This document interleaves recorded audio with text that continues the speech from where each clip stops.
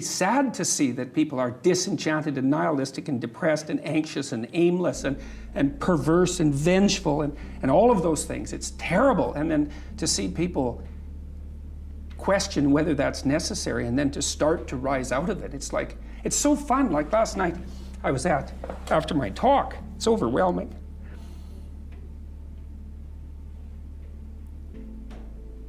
I don't usually think about these things, but I was after my talk last night, and so all these people line up, and they have their 15 seconds with me, and they're kind of tentative. They're excited and tentative when they come up to talk to me, and then they have 15 seconds of time to tell me something. I'm really listening to them, and they're hesitant about whether or not to share the good news about their life. And I think it's often because when people share good news about their life, people don't necessarily respond positively. They don't get encouragement. And people need so little encouragement. It's just unbelievable. And so they'll tell me something good, and I think, oh, that's so good. Somebody says, oh, I'm getting along way better with my father. I hadn't seen him for 10 years, and now we get along. It's like, God, great. And then the power of that, you can't overstate the power of that for individuals to get their life together. The individual is an unbelievably powerful force, and every single person who gets their act together a little bit has the capacity to spread that around them. It's a chain reaction, and so it's a lovely thing to see. You have to treat yourself like you matter, because if you don't, then you don't take care of yourself, and you become vengeful and cruel. And you take it out on people around you, and you're not a positive force. None of that's good. So you suffer more, and so does everyone around you. And there's a malevolence that enters into it. None of that's good. So that's what happens if you don't treat yourself like you matter. And then, well, what happens if you don't treat other people like they matter? Well, you lie to them, you cheat them, you steal, you enter into impulsive relationships with them. They can't trust you. That doesn't go anywhere. They don't like you. You end up alone at best, and maybe like incarcerated at worst. Like that doesn't work. And so you watch the people around you who thrive, regardless of what they say, they act out the proposition that everyone matters. And then you have a functional society. And I think, okay, well, if when you act out the proposition that everyone matters, you have a functional society, maybe that's evidence that that proposition is true. It's like, I think it's true. One of the things that's really interesting about the Old Testament is that, and the Jews in the Old Testament, is that they don't take the path of Cain. Every time they're walloped by God, which is like fairly frequently, they say, we must have done something wrong and we have to set ourselves right. And that's an unbelievably heroic attitude, because that's the alternative to cursing fate. It's like you take the responsibility for failure onto yourself, and you think, well, if I just had my act together a little bit more, if I took advantage of every opportunity that was put in front of me, if I wasn't resentful and bitter, then I could have done something that would have tilted the situation in a different direction. And like, that's almost inevitably true. Dostoevsky, I think, said something like, every man is responsible for everything that happens to him and everything that happens to everyone else. And that's, it's a crazy statement, right? It's a crazy statement, and he was a pretty extreme person in many, many ways. But there's a level at which that's metaphysically true, because what happens is that it's failure to act often that's the most catastrophic.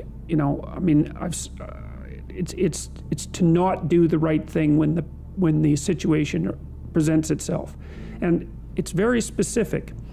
You're constantly in situations where you could do the right thing if you were willing to take a risk that's actually of relatively moderate size. And you know that you could take the risk, and you know that you should take the risk, and you don't. And that happens to people all the time. And then what happens is the thing that they didn't oppose grows a little bit, and they shrink a little bit. And that starts a loop, hey? Psychologists have been, not all psychologists obviously, but the psychological profession is neck deep in this pathology, has been beating the self-esteem drum for 50 years. Oh no, you're okay, you should feel good about yourself. Like, you're fine the way you are. It's like you think, well, that's a calming message for people. It's like, no, it's not. It's not at all. And I watch my audiences, it's like, it's full of people in the audience who think, I'm suffering a lot more than I think is tenable. A whole bunch of it's my fault. My life is not in the order it should be. I know I'm doing 50 things wrong. It's like, what the hell's wrong with me? What's wrong with the people around me? This is really serious. And some, well-meaning person comes up and says, you're okay just the way you are. It's like, no one wants that message. It's like, no, I'm not okay the way I am. I'm not okay at all the way I am. I know that. And so, when I'm speaking when I'm speaking now, I say to people, well, you're nowhere near what you could be.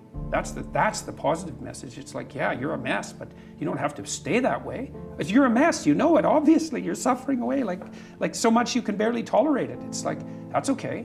You could do something about it. So and that's the thing that turns the lights on. It's like, you could do something about it. It's like,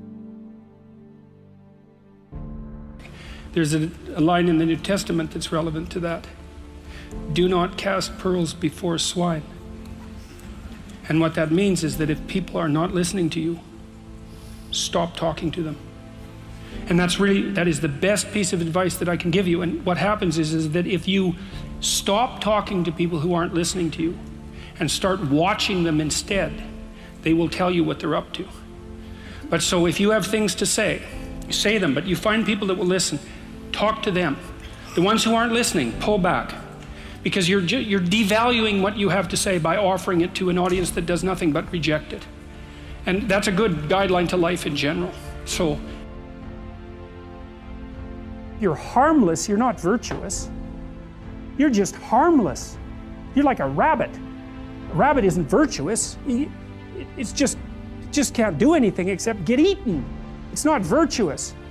If you're a monster and you don't act monstrously, then you're virtuous. But you also have to be a monster. Well, you see this all the time. Harry Potter's like that too. It's like he's flawed, he's hurt, he's got evil in him. He can talk to snakes, man. He breaks rules all the time. All the time. He's not obedient at all. But he has a good reason for breaking the rules. And if he couldn't break the rules, him and his little clique of rule-breaking, troublemakers, if they didn't break the rules, they wouldn't attain the highest goal.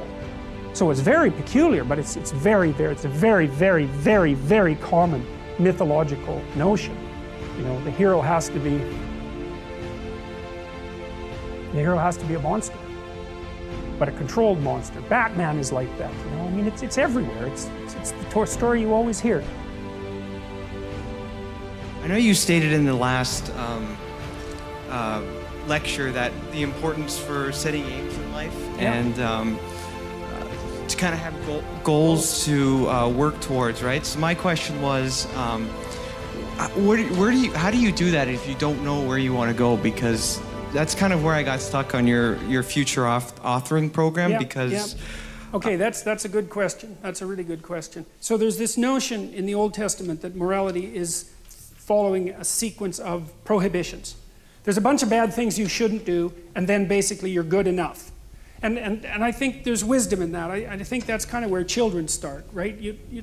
I love children and all that, but they're crazy little creatures, and they need to be, civilized. And partly what you do is you lay prohibitions on them, and mostly what you're trying to do is lay prohibitions on them for the behaviors that, if they manifested, would make their life miserable. So this is why this thing that I've said to people has become this crazy internet meme, but that's to clean up your room, and which is a lot better and more useful than people think. It's a lot harder too, but the first thing you do, I think, and I learned this in part from Solzhenitsyn when he was trying to iron out his soul when he was in the Gulag, because he was trying to figure out how he got there, how he contributed to how he got there.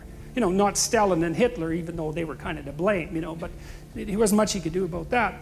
I think what you have to do, and this is part of humility, is you have to look around you within your sphere of influence, like the direct sphere of influence, and fix the things that announce themselves as in need of repair. And those are often small things, and they can be like your room. Put it in order, because the thing is, it isn't exactly so important that your room is in order, although it is. What's important is that you learn how to distinguish between chaos and order, and to be able to act in a manner that produces order. And I think you can do something as simple as just sit on your bed and think, okay, there's probably like 5 things I could do today so that tomorrow morning is slightly better than this morning was, or at least I'm not falling behind. And those will usually be It's like having to eat a toad in the morning, right? It's like, it's not going to be something you want to do. There'll be things you're trying to avoid. They're snakes, essentially. But if you ask yourself, like you're asking someone, which I think is a form of prayer, if you ask yourself, instead of telling yourself, you know, what is it that I could do to set things more right today that I would actually do? It's usually some small thing because you're not that disciplined, you know. Then you can go do it. And then you put the world together a little more when you do that. And that spreads out. But you also construct yourself into something that's better able to call order forth from chaos. And that makes you just incrementally stronger.